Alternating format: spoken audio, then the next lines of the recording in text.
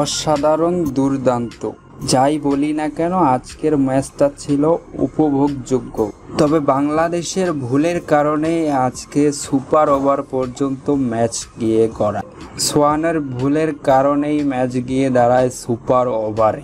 Super ওভারে bowling করে মোস্তাফিজুর রহমান এক ওভারে দেন 10 রান। বাংলাদেশের পক্ষে সুপার ওভারে ব্যাটিং করানোর জন্য নামানো হয় সাইফ হাসান ও সৌম্য সরকারকে। তবে বরাবরের মতোই সৌম্য ব্যর্থতার পরিচয় দিয়েছেন। প্রথম বলে সিঙ্গেল, দ্বিতীয় বলে লেগ সাইডে ক্যাচ তুলে দিয়ে আউট হন সৌম্য।